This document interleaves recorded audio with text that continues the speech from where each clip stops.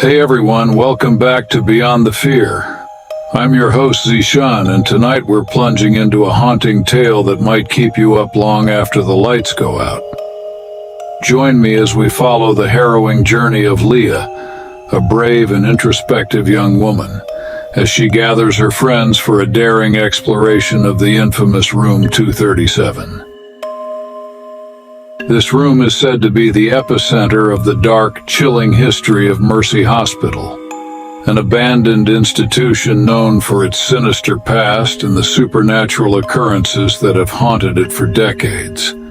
As Leah confronts the restless spirits trapped within these walls, she not only faces the darkness lurking in the hospital, but also the shadows of her own past. So let's begin to story. She will tell the story in his own words. I remember that night vividly. It was supposed to be just another adventure, a chance to prove we were brave. Mercy Hospital had been abandoned for years, its sinister reputation echoing through the local folklore. They whispered of Room 237, a place where nightmares were born, where the tortured souls of forgotten patients still roamed.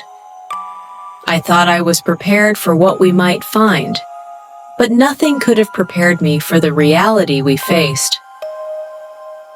The moment we stepped inside, a chill enveloped us. The air was stale, heavy with the scent of mold and decay. It clung to our skin like a shroud, suffocating any semblance of courage we might have had. The flickering lights cast long shadows that danced along the walls, creating ghostly silhouettes that seemed to mock us. Marcus, always the one eager to capture everything on camera, switched on his flashlight, the beam cutting through the darkness like a knife. "This is going to be epic," he declared, but his bravado did little to mask the slight tremor in his hands. I could see the way Anna's smile faltered, how Ethan nervously adjusted his glasses, eyes darting around the deserted hallways. As we moved deeper into the hospital, strange things began to happen. At first, it was subtle, a flicker of movement at the edge of our vision, a whisper of our names carried on the wind. But then, the building itself seemed to come alive. The walls groaned as if they were breathing, shifting and settling with a pulse of their own. A deep sense of dread settled in my stomach. We eventually found ourselves outside Room 237. The door was slightly ajar, inviting yet ominous. "Are we really doing this?" I asked, my voice barely above a whisper. The others exchanged glances, and for a fleeting moment, I saw uncertainty reflected in their eyes. But curiosity won out. As Marcus pushed the door open, a cold draft swept past us, wrapping around my ankles like icy fingers. The room was dark, almost suffocating, the air thick with an oppressive silence that screamed of long-buried secrets. The moment we crossed the threshold, I felt a wave of nausea wash over me. Inside, it was a grotesque tableau of abandonment. Medical equipment rusted and decaying, a tattered hospital bed in the corner, stained with dark, dried substances. The wallpaper peeled away like skin, revealing the ugly, cracked plaster beneath. But the most horrifying thing was the mirror on the wall. It was cracked and grimy, yet I could swear it was watching us. As I stepped closer, I saw the reflection of a figure standing behind me, dark, shrouded in shadow. But when I turned around, there was nothing there. Just the empty room, suffocating in its silence. "Did you see that?" I gasped, pointing to the mirror. The others laughed nervously, brushing it off as tricks of the light. But I felt it.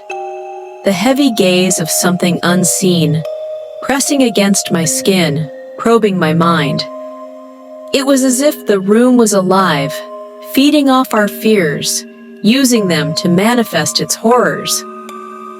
And then the whispers began, soft at first, like rustling leaves, but gradually they grew louder, more insistent, wrapping around us like a dark, suffocating fog. They called out our names, each voice distinct yet echoing in unison, overlapping in a haunting symphony of despair. "Leah!" it whispered, my name dragging through the air like a mournful wail. My heart raced, and I turned to the others, their faces pale as realization dawned. "Let's get out of here!" Anna shouted, her voice shaking. But as we moved to leave, the door slammed shut with a resounding bang, as if the room itself had sealed us inside. We were trapped. The laughter turned to panic, and we pounded on the door, desperation rising in our throats. But all we could hear were the whispers, wrapping around us, echoing our worst fears. In that moment, the shadows began to twist and curl, forming grotesque shapes that danced on the walls. I could see them now, faces emerging from the darkness, twisted in anguish, eyes hollow and pleading. They were patients long forgotten, trapped in a hell of their own making, their sorrow spilling over into our world. I felt their pain, their anger. It surged through me like a flood, and suddenly I was overwhelmed.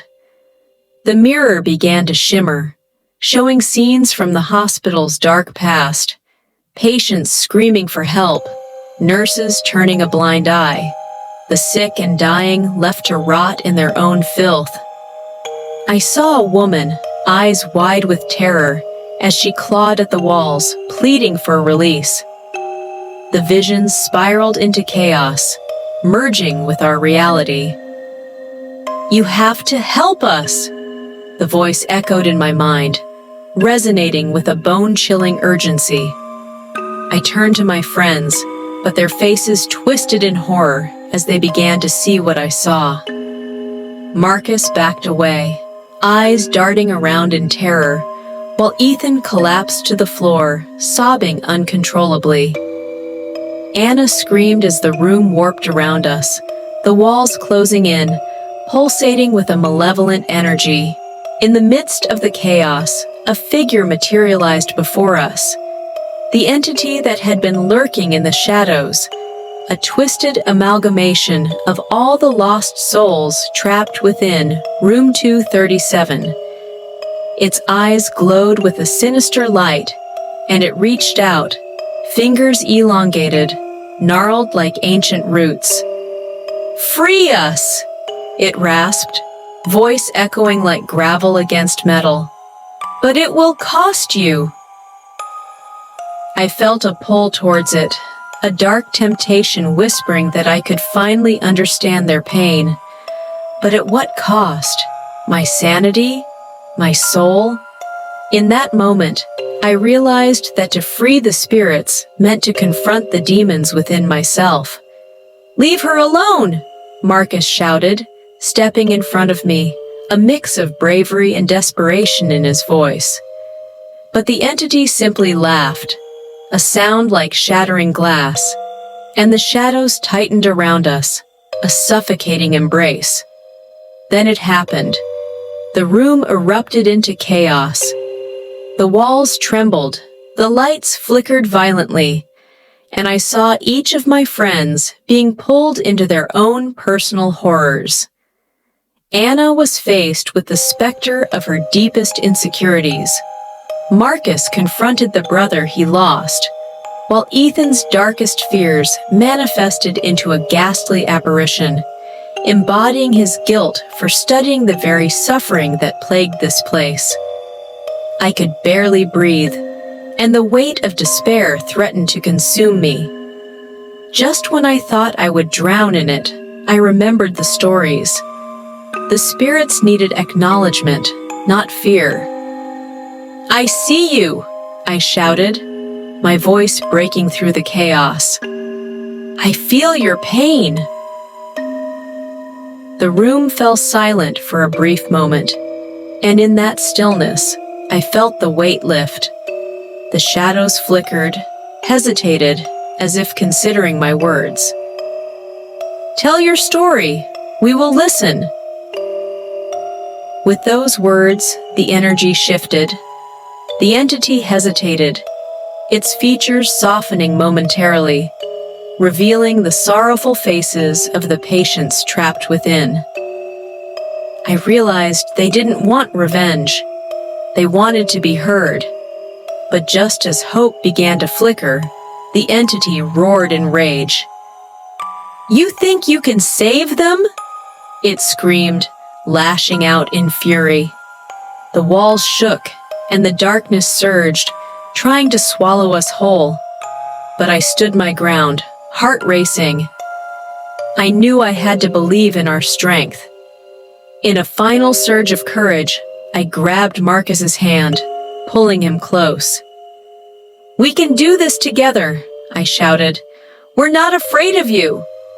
The entity howled in anger as the room warped and twisted, a tempest of shadows swirling around us.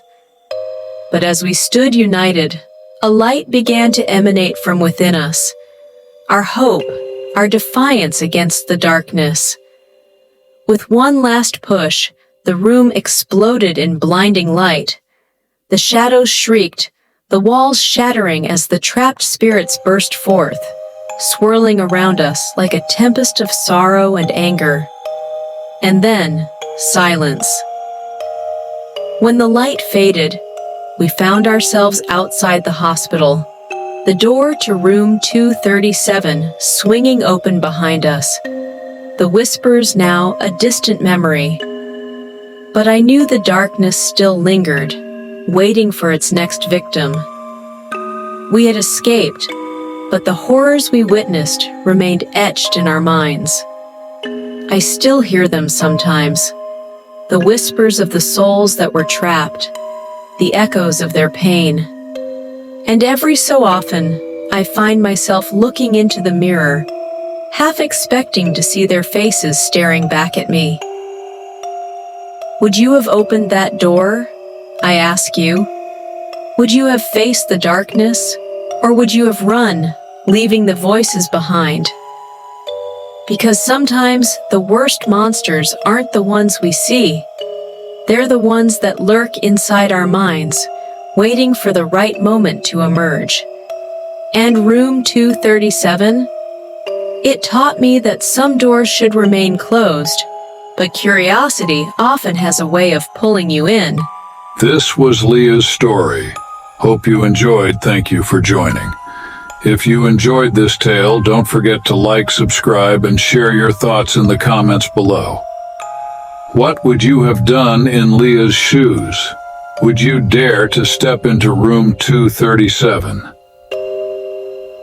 Until next time, remember to keep your lights on and your fears closed, because in the world of the unknown, the line between reality and the supernatural is often thinner than we think. Stay safe, and see you in the next episode of Beyond the Fear.